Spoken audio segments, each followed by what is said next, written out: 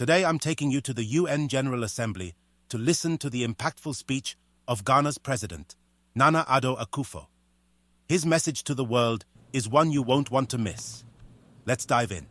Madam President, Excellencies, ladies and gentlemen, I cannot help but reflect on the significance of this moment, as this will be my final opportunity to address the United Nations General Assembly as I enter the closing months of my presidency.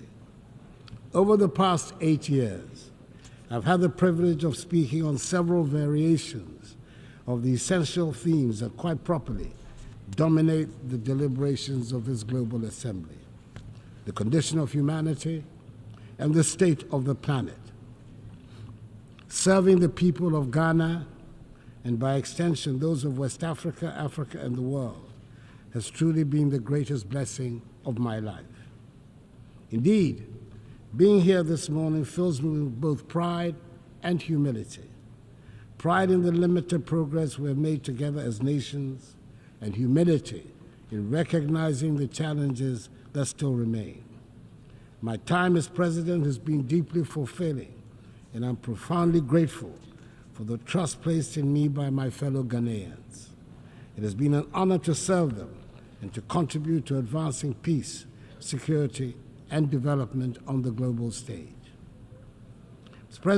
Madam President, I'm here with a heart full of hope, yet mindful of the great challenges that still confront us.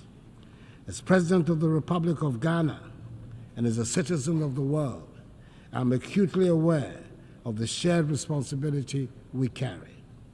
Our work here is nothing less than shaping the future of humanity, a future that will affect generations long after we are gone.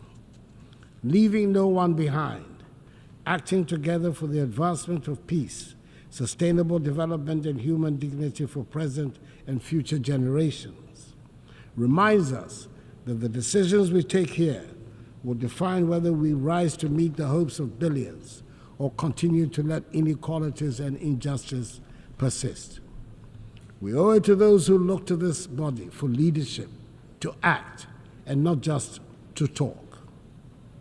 The world we live in today is a stark, unfortunate contrast of privilege and hardship. For too long, the voices of those marginalized, those left behind, have been drowned out. They constitute the bulk of humanity. These are the voices of the poor, the displaced, the vulnerable.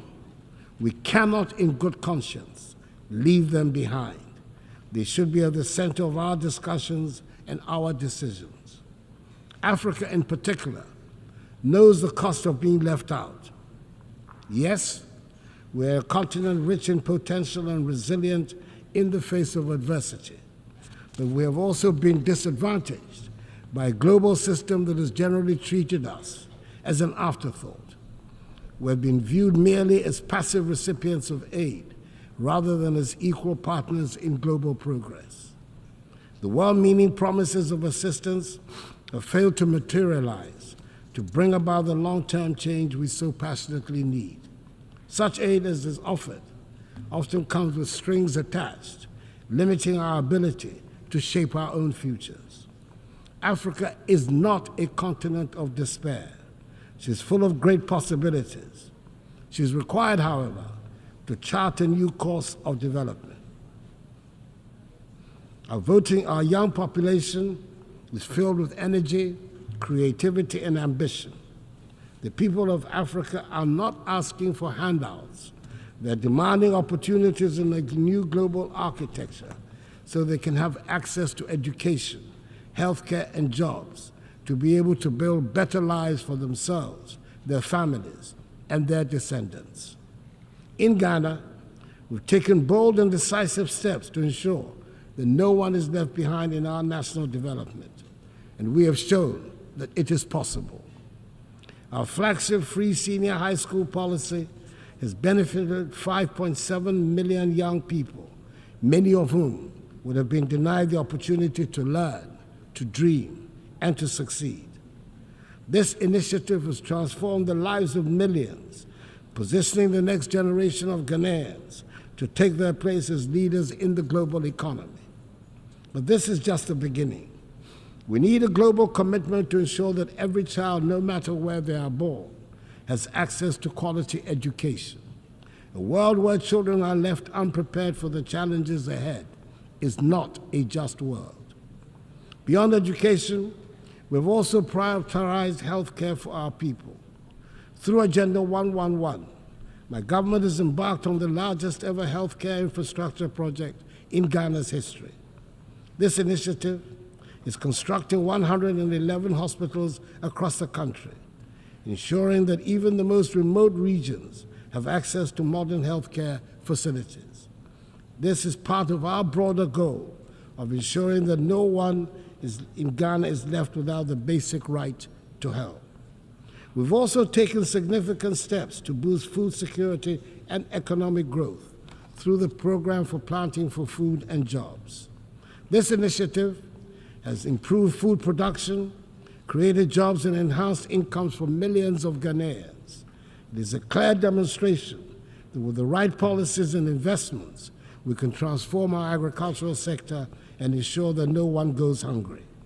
In the same vein, our one district, one factory policy is transforming the industrial landscape of the nation, generating the structural transformation of our economy, which is our major strategic objective. And in addition, Ghana has embraced in full the teachings of the Fourth Industrial Revolution and is actively pursuing an agenda of digitalization. Under my administration, we've revolutionized public service delivery by integrating technology into governance.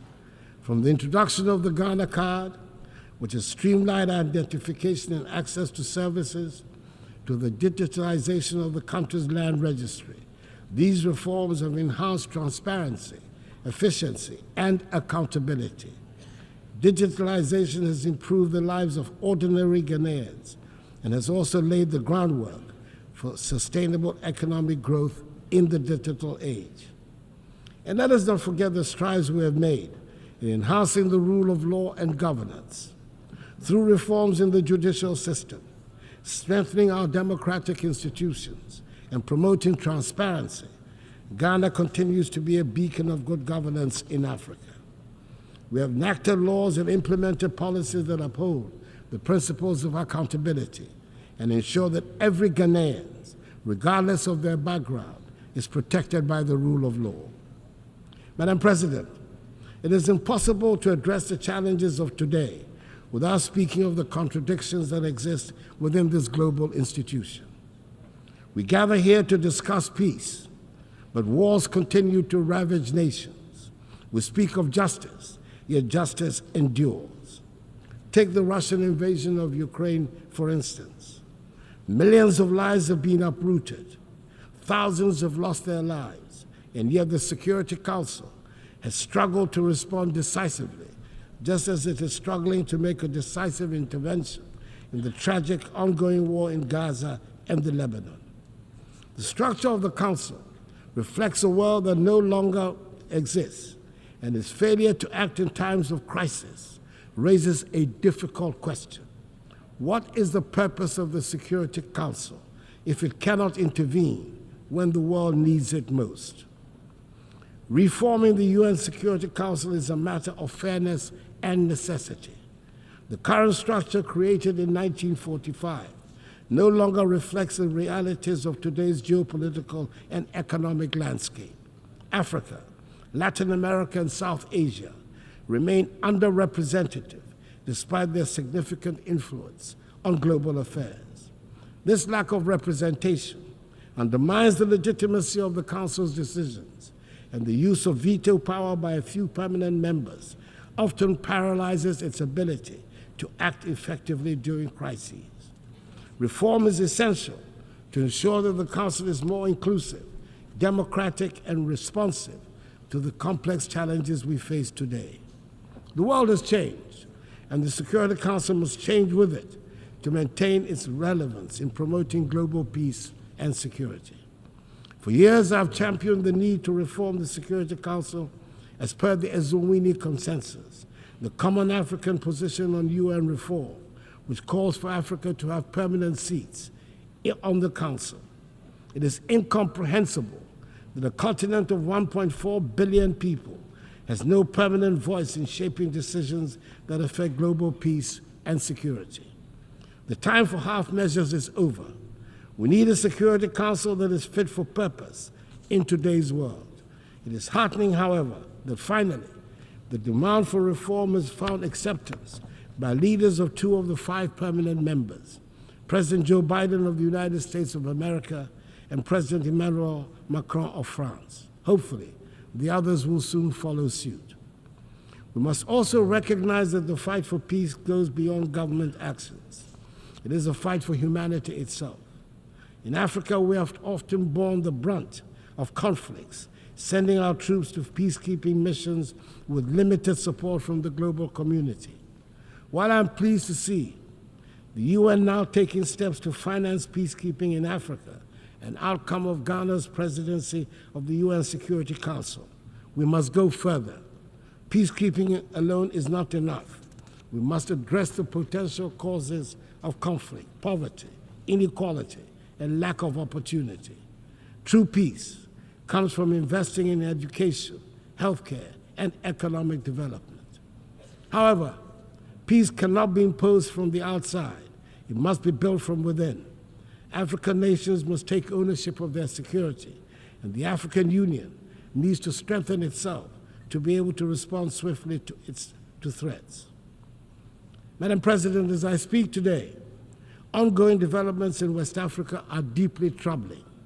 Military coups in Mali, Guinea, Burkina Faso, and Niger threaten the democratic progress we have worked so hard to achieve within the ECOWAS community.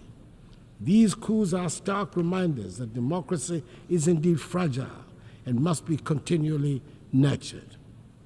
In Ghana, however, we will remain resolute in our commitment to democracy. As my presidency draws to a close, I want to assure this Assembly that the upcoming 2024 elections in Ghana will be free, fair, and transparent.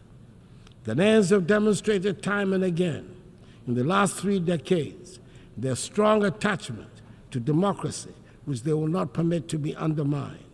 The Electoral Commission, supported by Ghana's security services, is well equipped to ensure that the will of the Ghanaian people is respected. Ghana has long been a beacon of democracy in Africa, and we intend to keep it that way.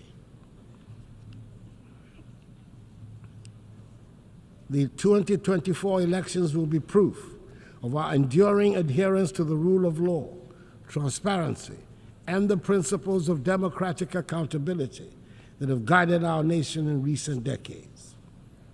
Madam President, we find ourselves at a pivotal moment in history. The decisions we make today will shape the future of our world.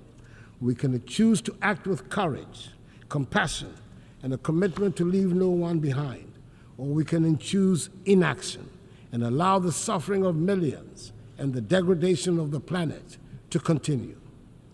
Let me end by reminding us all that the future is not something that simply happens. It is something we create. We have the power in this room to change the course of history. Let us not shy away from that responsibility. Let us act now, and let us act together. I wish you God's blessings in all your current and future deliberations, and I thank you for your attention. On behalf of the Assembly, I wish to thank the President of the Republic of Ghana.